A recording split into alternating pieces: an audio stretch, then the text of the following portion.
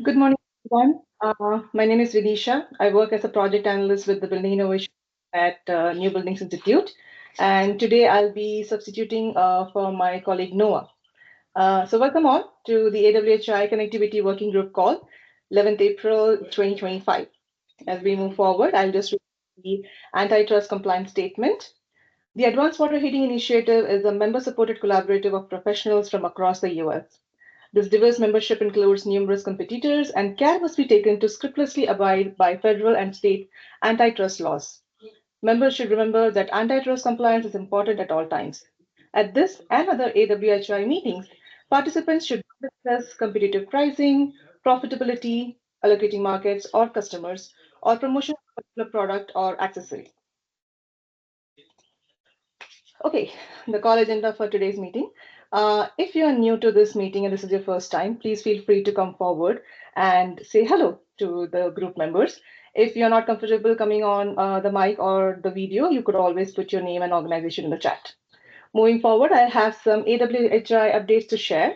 And post that, we will have our presentations from Matt Carlson and Jeff Barnes. And toward the end, we'll have some Q&A session. And I do see a hand up. Yes, please, let's say hello to Matt. Hi, good afternoon or good morning. My name is Matt Malinowski. I'm the Buildings Program Director at the American Council for an Energy Efficient Economy, or ACEEE, and looking forward to joining this group. Hi, Matt. Nice to have you in the group. Mike?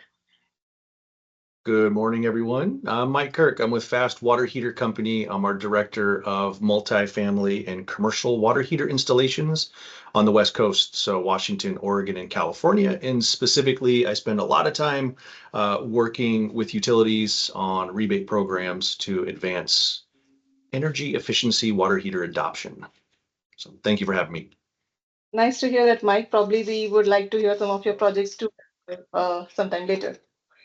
Sure.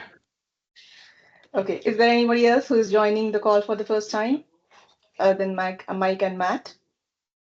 I can wait for a couple more seconds.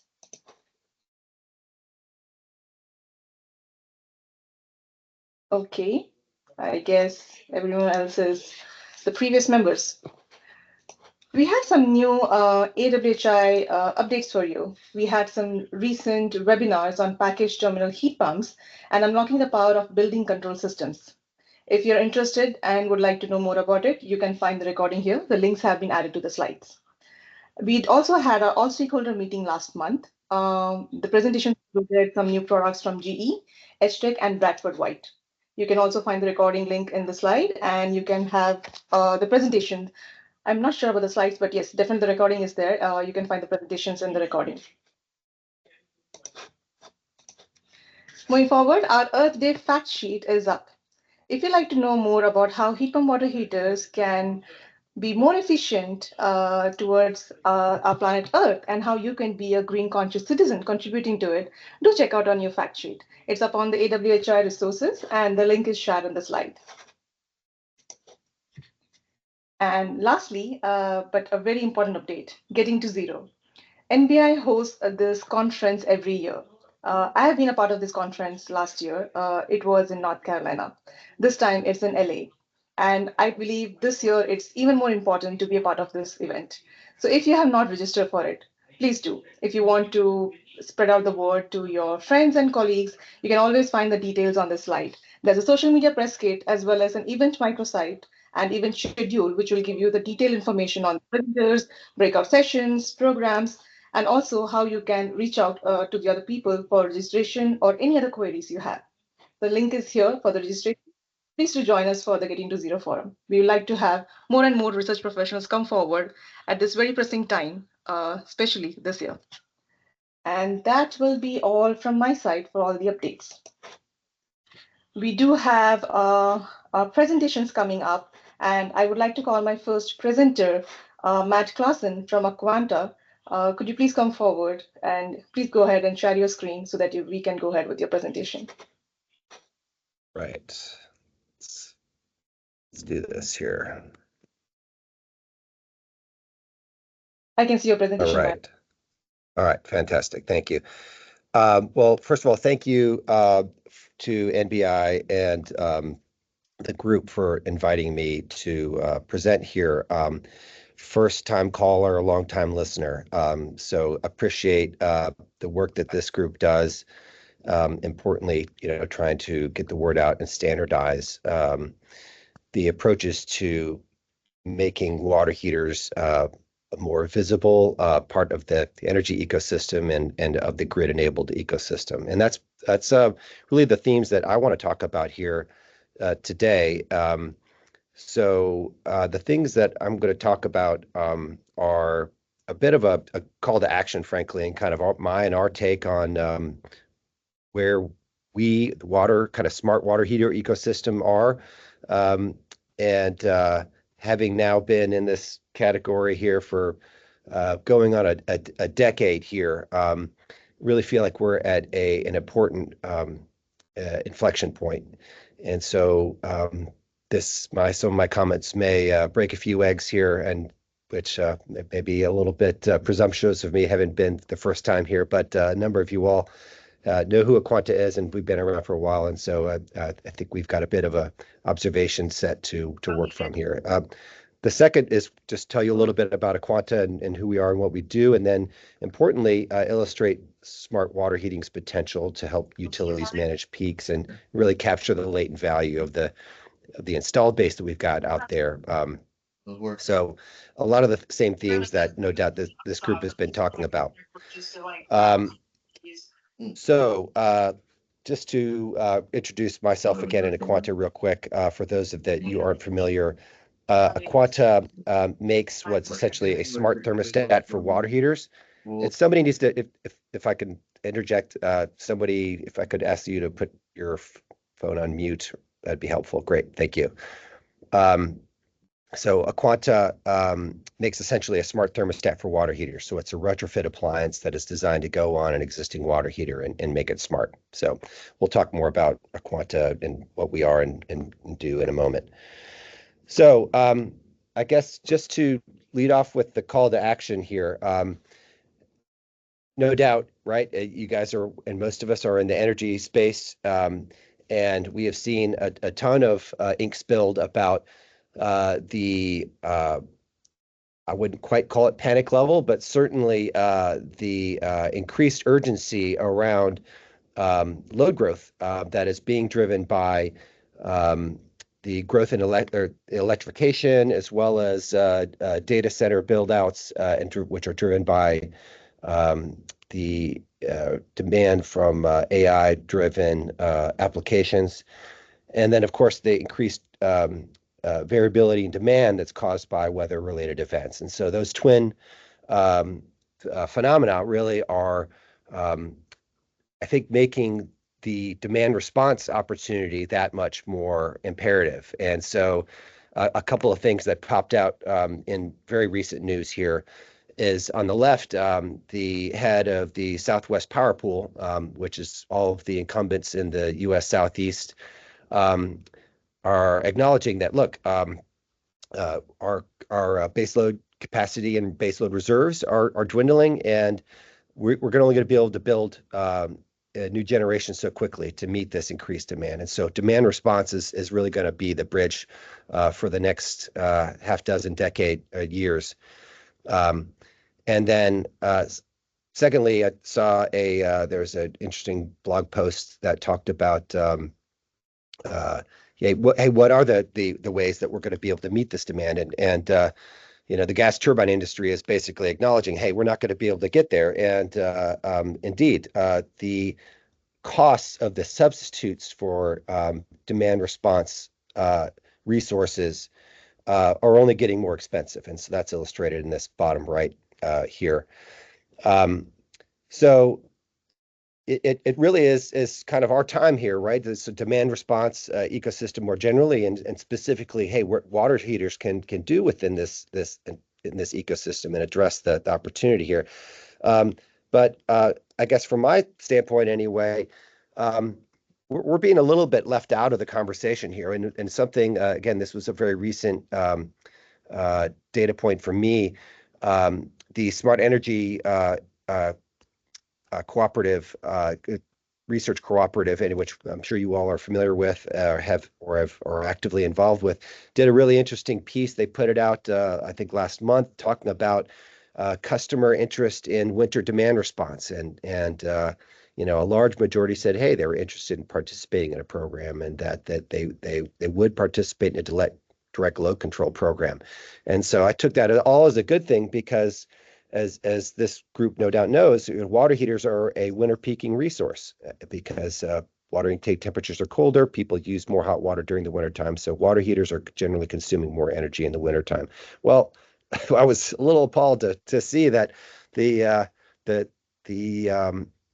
survey that they did to get the data that they presented, they didn't even ask about smart water heaters. It was about thermostats, which is mostly direct natural gas, actually, not electricity, and some device control. But water heaters weren't even in the mix here. And I did talk to the SECC people about this, and they said, hey, listen, we just weren't able to. We were aware of this, but we weren't able to work it into the mix, and that's fine. But to me, that just suggests that, hey, there's just a lot of mind share that isn't being grabbed by the latent value that water heaters can potentially that they do hold. Importantly, it's not like water heaters haven't been part of the demand response ecosystem, right? Obviously, there are quite literally millions of controlled water heaters across the country, and big programs with FP&L and Duke Energy and Great River Energy, among others. So it's not like the resources aren't out there, but the next gen solutions to them aren't. And perhaps the awareness amongst industry practitioners and certainly the general public isn't there.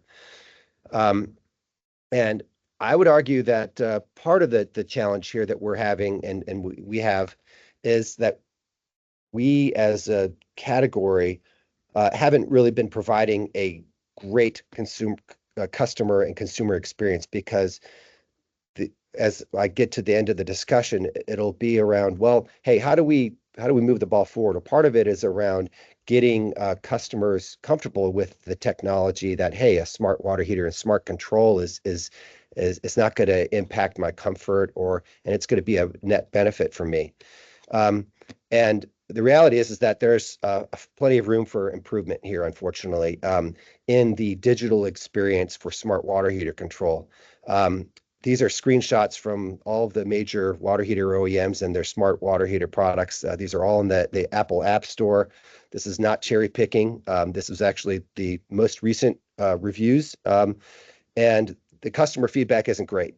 And again, I hate to be the skunk in the room here, but the reality is that we have to up our game here when it comes to delivering an excellent and modern customer experience, one that isn't glitchy, one that maintains this Wi-Fi connection, that's easy to set up. And again, a lot of this may end up sounding self-serving, but this is, I think, going to be an impediment to deployment, because if the utilities feel like, well, if I deploy these smart and controllable water heaters, but the customer experience is going to be terrible, they're not going to adopt it. Lord knows that the contractors and plumbers and other people that are out specifying water heaters and smart water heater control, they are the least technology forward category by and large. And they definitely don't want to be the ones that are getting callbacks from customers because they put in this technology that was not providing a great experience. And so I think we as a sector need to look at ourselves and say, hey, we've got to do a better job at creating a good customer experience such that it is going to deliver these the latent value that is inherent in water heaters and smart water heater control.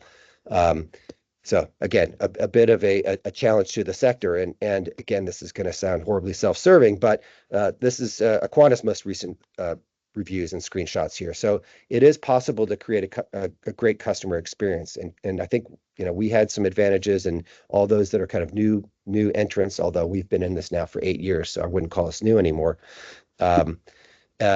It is we were building this from the ground up, right? And so we're able to start with a clean slate, but it is possible to create a great customer experience from the get-go.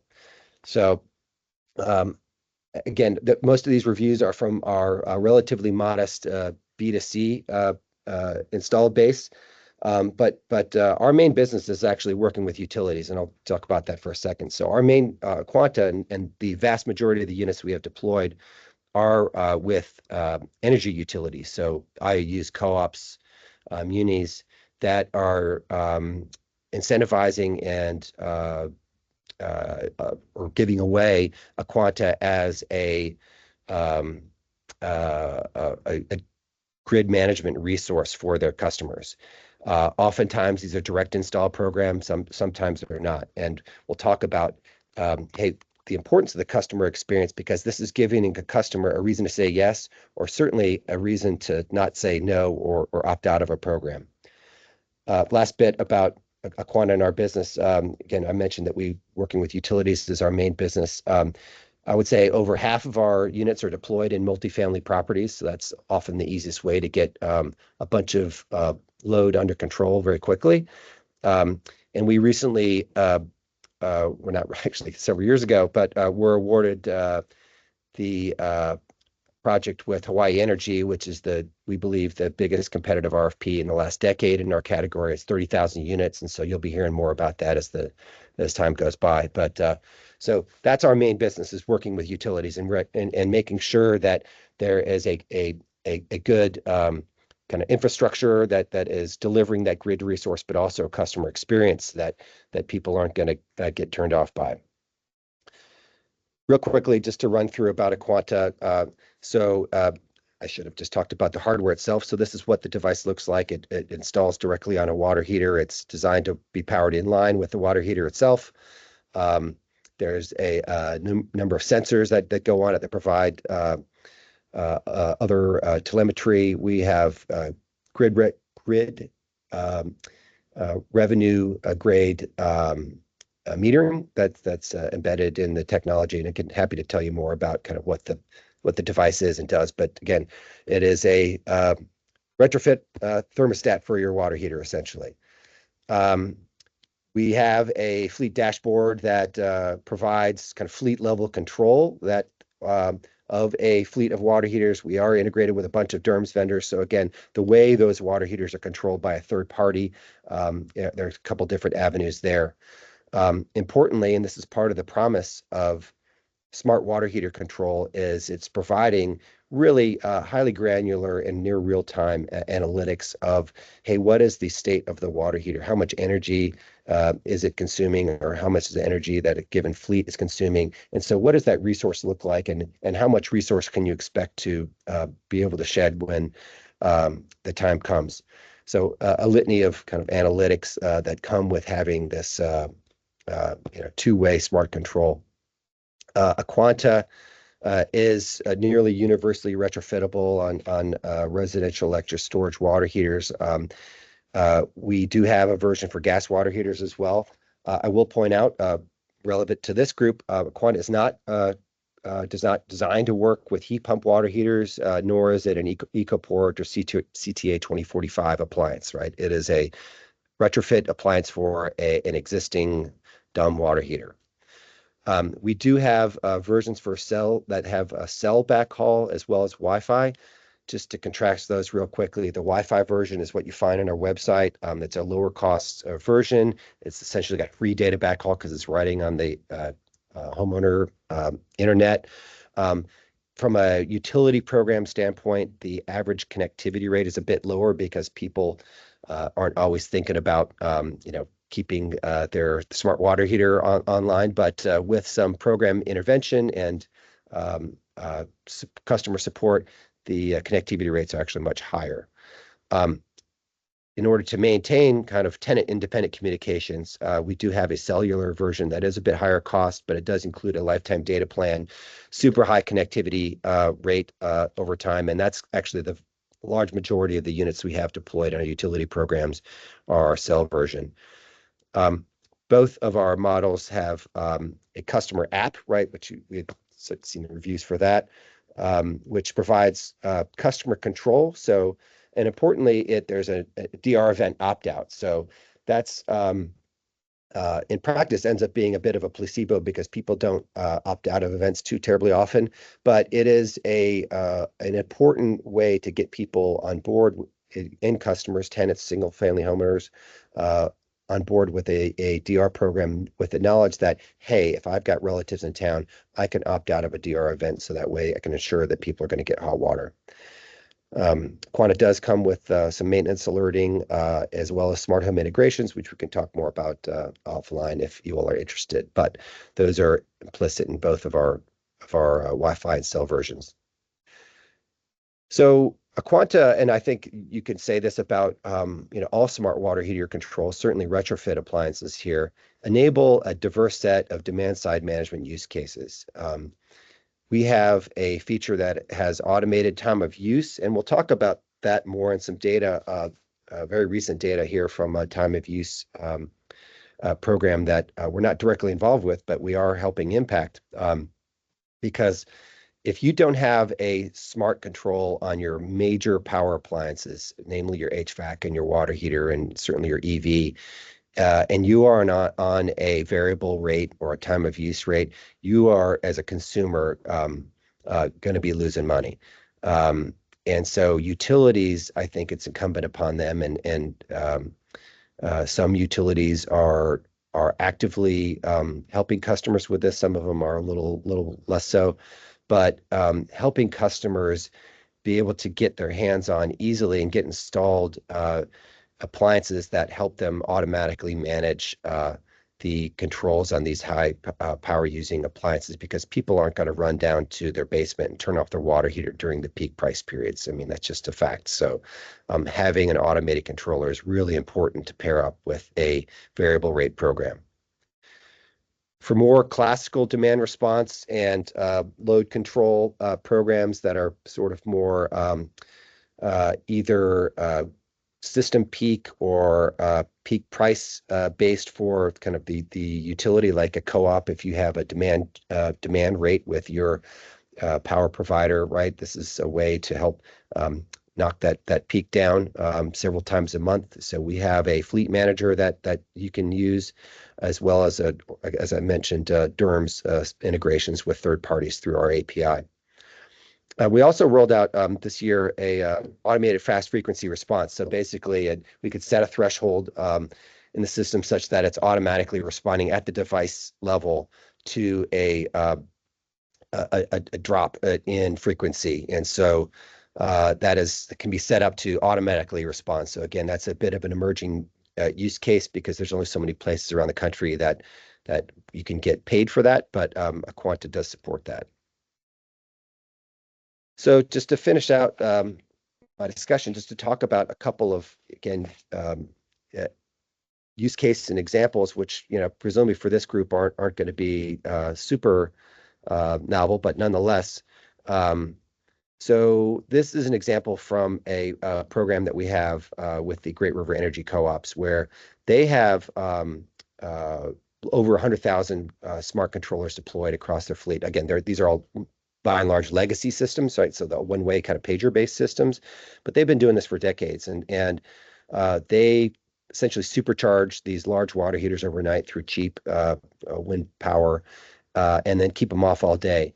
Aquanta has a parameter called hot water available, but that we can set that if it drops below a certain percentage, it'll automatically turn the water heater on. So if you have a really long duration event, like 15 hours in the case of this project, the water heater will turn on and to make sure that people aren't running out of hot water. So again, this is just part of the kind of the value of having high frequency, high granularity telemetry from your water heater fleet. And again, I think this is not unique to Aquanta. You'll find this across all smart water heater controls. But this is part of the message that we need to be able to communicate to customers that, hey, listen, we have analytics and we have tools that will make sure that we're maintaining your comfort. So to wrap up here, as I had been arguing earlier, that water heaters are really just so well suited to be a automated control as part of a time of use program.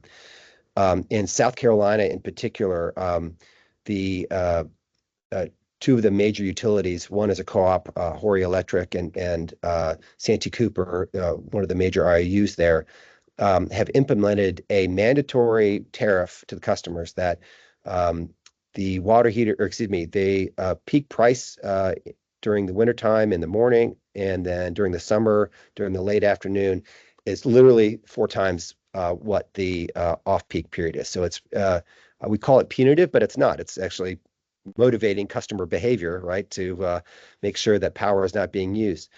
Aquanta does not have a formal program with either of those utilities currently. Horry Electric does list Aquanta on their website, but there's no incentive, there's no sort of real marketing that's going on. But what we found is when Horry Electric announced their time of use rate and they said, hey, here's some things that you can do to help avoid that peak, Aquanta sales in South Carolina tripled.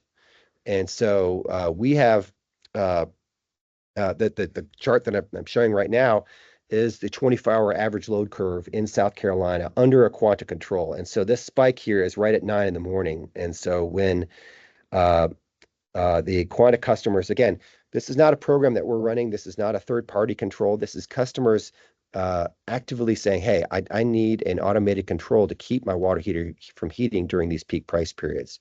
And so this is I think a dramatic example of that. I know this is a bit of an eye chart. This actually is an aggregation of all the individual sites that we pulled data from. The data set here is now 480.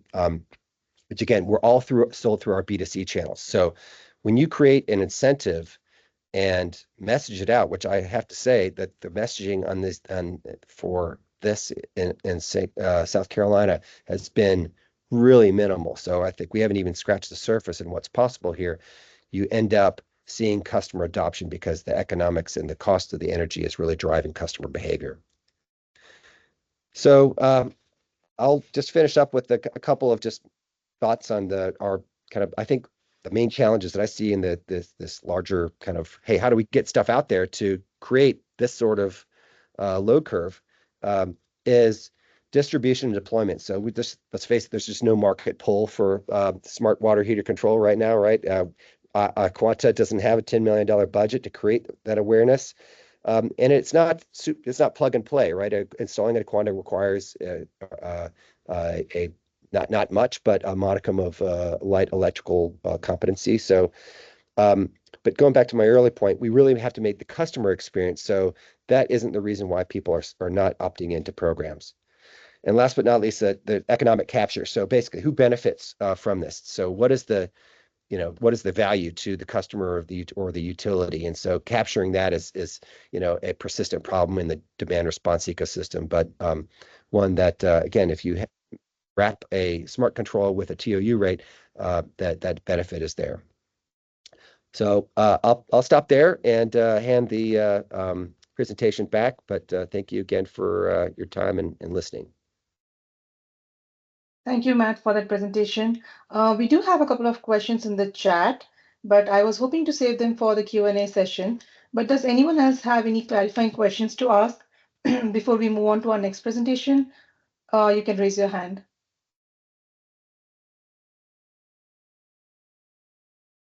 Sounds good.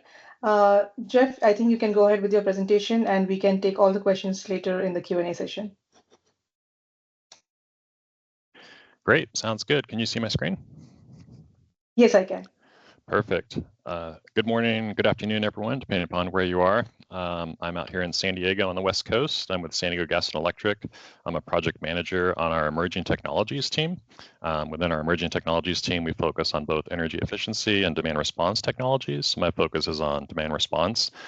Basically, what we seek to do is identify and evaluate technologies and look at various use cases to see how we might be able to integrate them into our demand response portfolio. So I was connected with NOAA a few months back, and we were talking about some of the pending research that we have, as well as research we've done in the past, and just talking about just general connectivity issues when it comes to signaling technologies, as Matt was alluding to.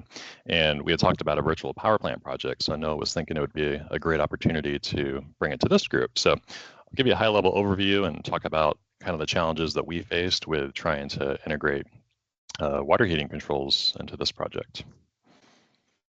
So basically what we did was we evaluated the control, dispatch, and real-time signaling of a variety of behind-the-meter resources that we installed at mostly residential sites. The community that we selected was really unique. It's a very vulnerable community within the SDG&E service territory.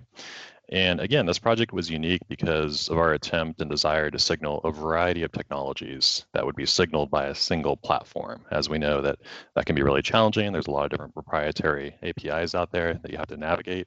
So we were looking at everything from thermostats to well water pump controllers, water heater controllers, and battery storage systems.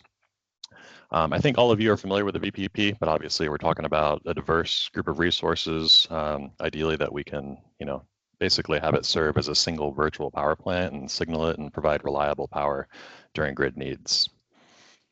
So in terms of the location, this is a really unique feature of this project. We selected this community called Shelter Valley, which is in eastern San Diego County. It's about an 1.5-hour drive from downtown San Diego. This community is very unique in that it's very prone to what we call public safety power shutoffs. They are not located in a high fire threat district. However, their power runs through a high fire threat district. So I'm sure a lot of you have heard about the frequency of PSPS events here in California.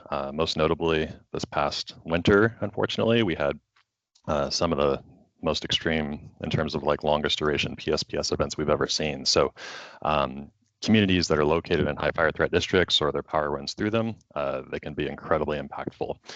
So because we were providing all the resources for this evaluation at no cost to the customers, we wanted to identify a community that could really benefit greatest from this and see. So that was a key objective, to help strengthen communities and of course improve the electric reliability and also help their emergency preparedness. And like I mentioned, from the demand response perspective, we're focused on evaluating the control, dispatch, and real-time signaling. And all these customers were on a single circuit. So that's also a unique feature of this VPP. In total, there was about 212 customers in Shelter Valley, so it's pretty small. It's very rural. There's not a stoplight in the intersection or in the community. The busiest point in the community is a 4-way stop. So just to give you an idea of like the type of community we're talking about here, about 20% of the customers out there had existing solar at the start of the project. So in terms of the resource mix, this was the final mix that we ended up with. You'll notice that water heater controllers are not on here because they had to be removed from the project. We had a lot of connectivity issues with all the technologies in this project, but most notably the water heater controllers. All of the installs at the residential sites, the water heaters were located in kind of a similar location. They were in this water heating closet, if you will. I think a lot of you are familiar with that. If they're not in a garage, they're generally in a water heating closet. And what seemed to happen was once you close the closet, we could not get a reliable cellular LTE connection to these water heaters. So once the door was open, you could signal it, you could test it. We showed that we had a reliable signal, but once you closed it and tried to signal it, it was extremely intermittent. So we ended up removing the controllers, but so again, the focus of this evaluation, unfortunately, did not include the water heater controllers, but we wanted to kind of call that out to this group as just an example of, the types of challenges that I think we've all faced. So again, the final resource mix was smart thermostats, well water pump controllers, and the battery storage systems. You might be asking why well water pump controllers. This was an interesting finding that we encountered once we started talking with this community. The entire community is on well water. So because of that, we thought, this is kind of an interesting end use to look at. Almost every site had on-site storage. So what we looked at was a controller that could prevent the lift pump from adding water to the storage tank during a demand response event. And it actually worked great. There were just a couple isolated communication issues with that technology, but overall, there were no customer satisfaction issues. They had adequate on-site storage for water during demand response events. Battery storage systems were 18 kilowatt hours each. They were intentionally sized a little bit higher for resiliency purposes. And again, all of this was signaled on a single cloud-based central platform. So high-level customer journey, again, you'll get these slides after so you can kind of take a closer look at this, but very much a grassroots effort to engage this community, be in such a rural community. Conventional marketing definitely didn't work for this project. We had to do several in-person events.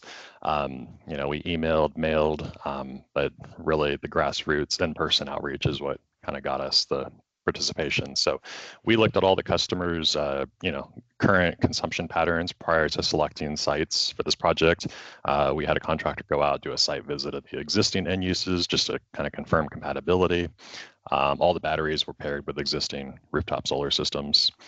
So we installed the equipment out there at no cost. We gave customers a gift card before and after the events, just because we learned that this project, like Matt alluded to, it's really unique when you start talking about trying to signal a variety of devices behind the meter, especially in a community like this. There were clearly some trust issues, and I think we overcame them well, but definitely a lot of reservations, right? So definitely a huge barrier when it comes to doing like a VPP like this with a lot of technologies.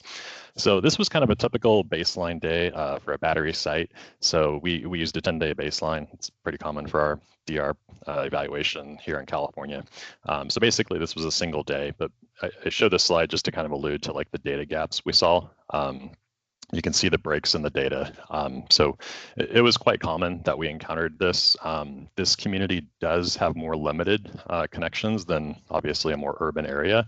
So like there's only one cellular provider that serves this area. And of course, there were some Wi-Fi issues, which again, I don't think was too isolated to the community. Wi-Fi issues are just something that we kind of encounter everywhere. So the dark blue line represents the battery power. You can see what's happening. That dark blue line is going down once the sun rises in the morning, and that light blue line is the solar production. So once there's excess solar, that battery begins to charge, and what it's doing is on a daily basis, this is what you would call like the clean energy mode or self-supply, where it's basically powering the customer's consumption during the high price period as the sun goes down later in the day. So that's generally how the batteries were behaving on a daily basis. And then when you take a look at what we were doing during the events, which was the focus of the evaluation, you can see what was happening. So that dark blue line, again, is the battery charging from the solar. Once there's excess solar to be had beyond the household load, it would hold that state of charge until the demand response event began, and then it would discharge that power to the grid. So the good news is the batteries in large part performed exactly as expected for this project. Now you will notice that they did fully discharge before the end of a 2-hour event. And of course it would be even much earlier if it was a 4-hour DR event. We did have a couple, most of our DR events are 2 hours, but occasionally we'll have a 4-hour event. So we also tested something called a steady state discharge. This was something that the manufacturer offered. So we wanted to kind of see what it would look like if we discharged over the full duration of the event. So you can see that we were pretty successful in doing that. In terms of the overall net meter impacts, we had 16 events during the 2023 demand response season that the evaluation was focused on. So you can kind of see the results here. Definitely varied. We had a couple events where there were obviously significant communication issues. You can see back on August 16th, for example, very low impacts that day because multiple devices had communication issues. But you can see in the table below kind of the comparison of what we saw for the net impacts, but the average combined reduction for a 2-hour event was about 29 kW. So this is just an illustration to show like how we tracked the connectivity issues. So we did this on a technology basis. So this is the batteries, and it shows the state of charge before the event. So ideally, we were trying to get all the batteries to 100% state of charge before the demand response event started. So you can see, we had a lot of green, but we had some yellow or orange, if you will, and then we had, of course, some red, and then we did have a variety of connectivity issues, as you can see, where the batteries were either offline or we couldn't get the signal to the batteries. The customers had a variety of ways to, get notified. They could opt into text messages, emails, or even a phone call, and of course, the smart thermostats notified them as usual for like a smart thermostat program. It would go into pre-cooling before the event, and then, of course, shut down for the duration of the event. The signaling platform we used was provided by Generac. We used their platform because it could actually a variety of different technologies. Now, having said that, there is a limited menu to choose from, so it's not, it's not everything. Which obviously, again, when you talk about home automation in the future, this is of course a barrier. Like we need more open source technologies that we can just directly communicate with, and really try to reduce the proprietary APIs that we need to be addressing. So in terms of overall learnings and experience, again, I've kind of touched on many of these, but the good news is it was successful in terms of using a single platform to successfully signal these devices. Again, there were different end uses and also different manufacturers. So to us, that was a huge win to be able to demonstrate that on a very small scale. We had about 57 kW discharged to the grid during each of the events on the high side. The communication with the devices, of course, and the customers is critical to something like this. You have to have that customer engagement up front, even though the desire is to automate it so that the customers aren't really involved day to day. It is a bit of an investment up front to make sure that things get provisioned and set up properly. And then you really have to assess the connectivity on an ongoing basis, because people change their Wi-Fi, didn't tell us. It's just, honestly, it's an ongoing barrier to maintain connectivity. So there were some customer reservations about utility control of the devices. I think overall we definitely addressed that, but it was obviously a big barrier. Solar warranties are a big deal when integrating batteries on solar systems that are already installed. So if it's a third-party ownership system, for example, that can actually void a solar warranty in a lot of cases. So you got to be careful when you're looking at that. Yeah, lots of connectivity learnings.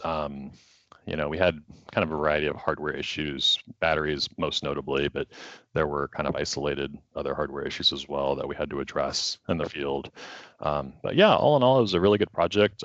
We did a really robust data collection, as you saw in the graphs. We installed a data logger that enabled us to actually measure the solar production, because with a project like this, normally all we would see is the household net meter data that we would have access to at SDG&E. So it was really important for us to be able to see, the whole picture of like, what's the solar production, looking like, how's the battery charging, once the solar, and just really be able to see the true impacts. So yeah, very unique project for us. Obviously, as we talk more and more about, the future in terms of trying to integrate even more into a DERM system, for example, these learnings are quite interesting as we look at more behind the meter control and communication of devices.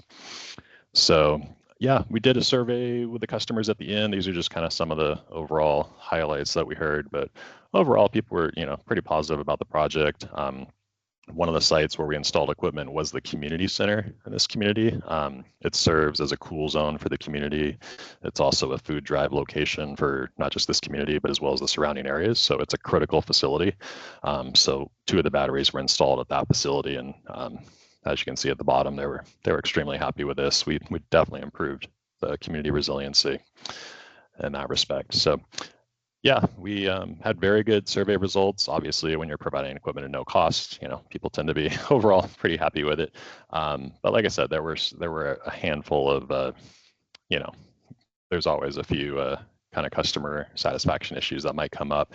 As I mentioned, the well water pump controller, we had one site where it was a little challenging ensuring that the well water pump always responded properly. So sometimes it had to be reset and we had to work with the customer to manually do that. But yeah, overall, it was pretty good. The opt-outs, we didn't have any well water pump opt-outs, and the thermostat opt-outs were what we'd consider pretty minimal for a project like this. So the public report can be found at this website. Yeah, the project was completed in 23, but the report was published last year, 2024. So yeah, happy to answer any questions in the Q&A. And if anyone has any other questions or wants to follow up, my contact information is here as well. So thank you again for the opportunity to present this morning. Yeah, we presented this project in a number of different spaces, but this was, I think, a good, diverse audience for us. And like I mentioned, just to note the challenges of trying to communicate with all end-use devices behind the meter, including water heater controllers, is obviously incredibly challenging. So thank you. Thank you for the presentation, Jeff. We do have a lot of questions for you. And Matt, we will get back to you for sure. And don't worry, I do have the questions with me. So Jeff, there's a question on I'm back. Just everything prior had been deleted, so sorry. So I'm here to take any question or answer any questions, but I just can't see what's in the chat. That's all. No problem, Matt. I still have the question, so I can read it out for you. Jeff, there's a question about connectivities. Is the participation in DR mandatory or voluntary? Yeah, good question. Through it definitely wasn't mandatory,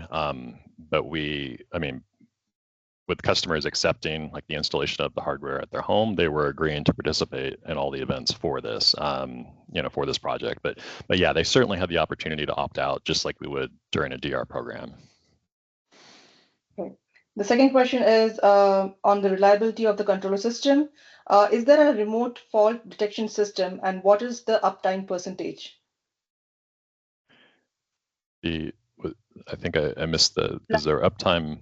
Percentage, yeah. What is the uptime percentage, and if there is a remote fault detection system for the controllers?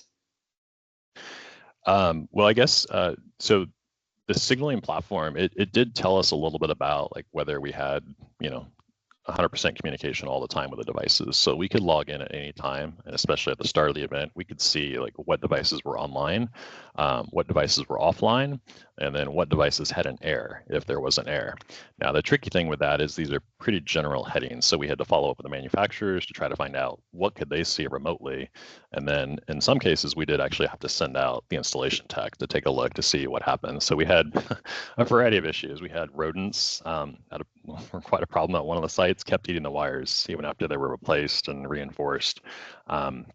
As I mentioned, the customer Wi-Fi was an issue. We attempted to mitigate that by contacting people up front, but sometimes they still wouldn't remember that they changed the Wi-Fi until we had sent a tech out to troubleshoot and realized that the Wi-Fi wasn't connected. So really kind of a variety of issues. But yeah, the short answer is like there was no real way to see remotely exactly what was happening, unfortunately. So like you would see general errors when you lost connectivity, but you wouldn't know exactly why you lost connectivity. I think that's kind of getting at that question.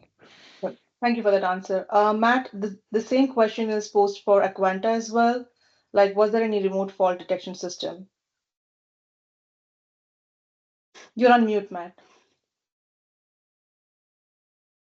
Thanks. Sorry. Yes, no, absolutely. I think the question was about system uptime, and you have to distinguish between system uptime, right, which is the full stack from device, right, to the network, to your cloud, to the endpoint system, right? And so, what is the uptime on that? And system uptime, in our experience, is rather high. Our SLA is 99.1 or 99.9% on the system uptime. The device availability, so that would be, hey, what's the connectivity? So what's the connection availability for our cell version is above 98%.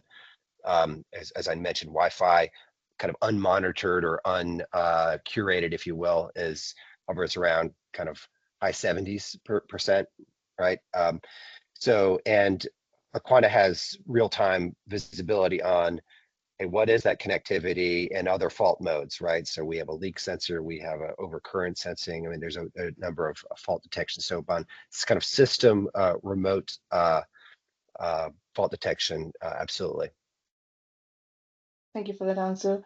There's another follow-up question, Jeff, and I believe it's for you. Given that Wi-Fi was used to connect to the thermostat, was there an attempt to use Wi-Fi connectivity for the water heater controllers, or was cellular the only method attempted? Yeah, good question. So with the water heater controller that we had selected and that was compatible with the Generac platform, it was limited to cellular LTE. But yeah, there are other technologies out there, as Matt pointed out as an example, that could use Wi-Fi. So I think, yeah, considering Wi-Fi, could potentially have been a better solution in this case.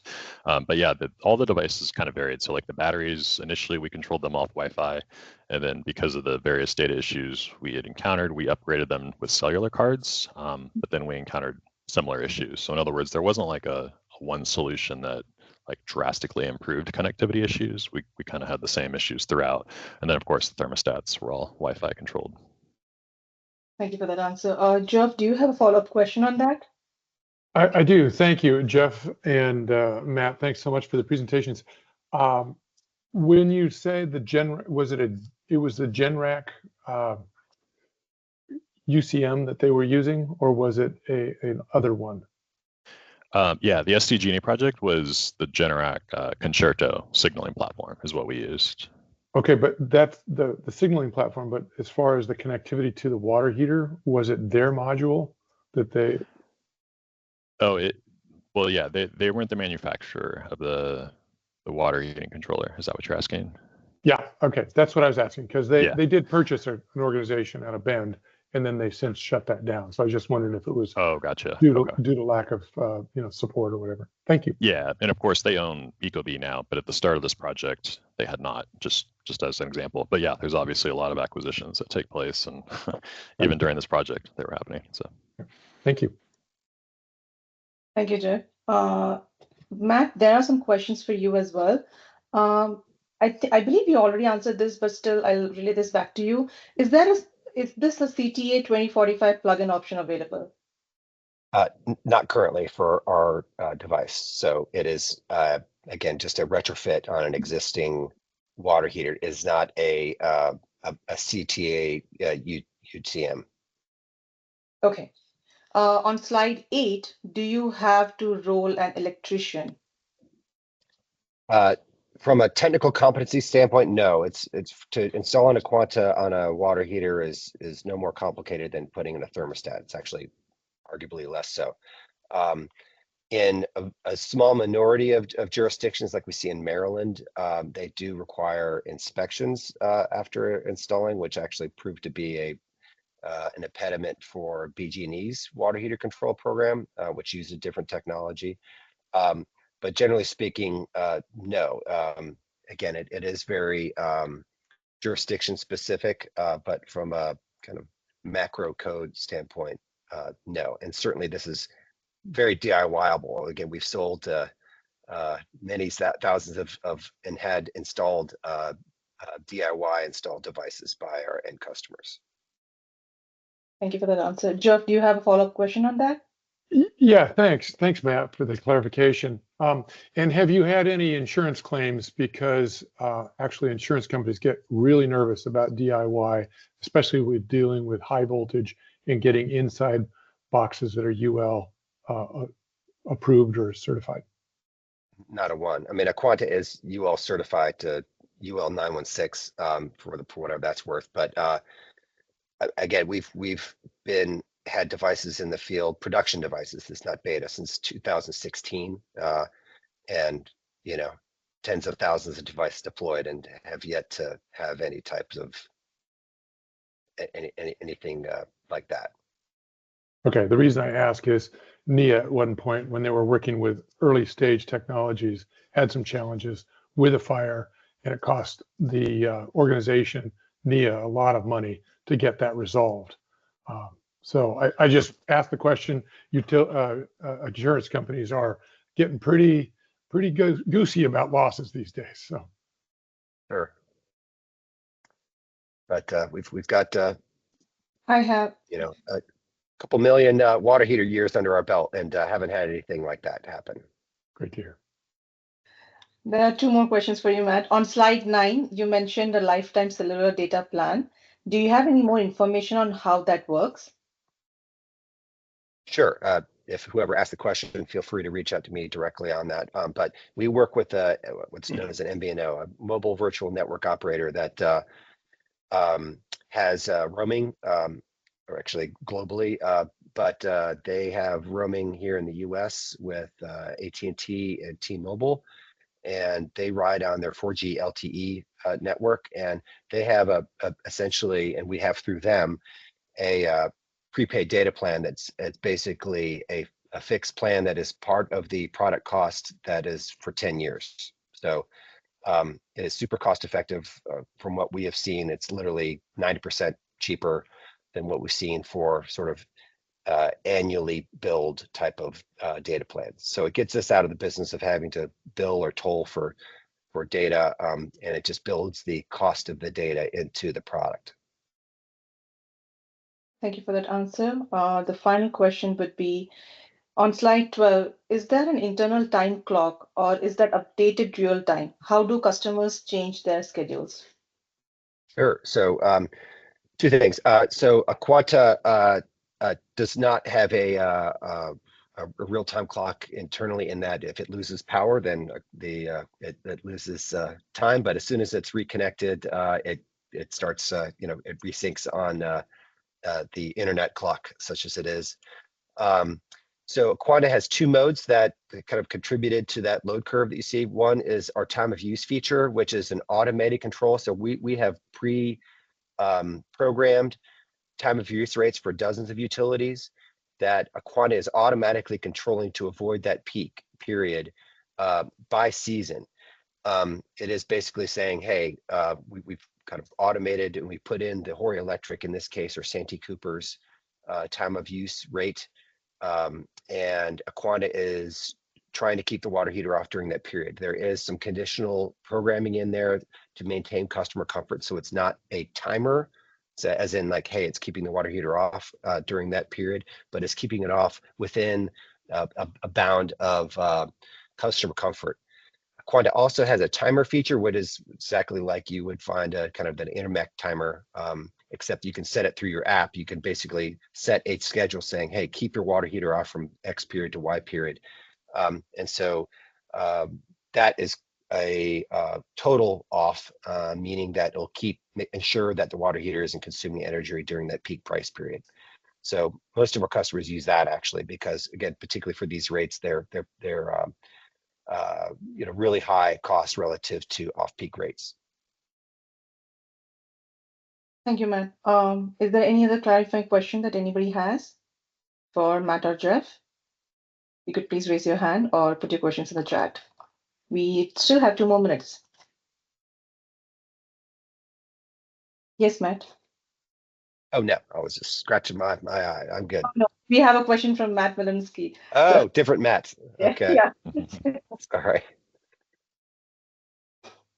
You can go ahead with your question, Matt, if you wanted to ask Matt or Jeff.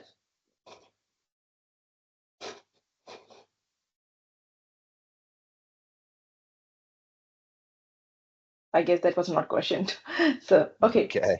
I could now, I think, wrap up this meeting. So thank you, Jeff, and thank you, Matt, for your presentations. I really appreciate your time and effort to present your work at this meeting today.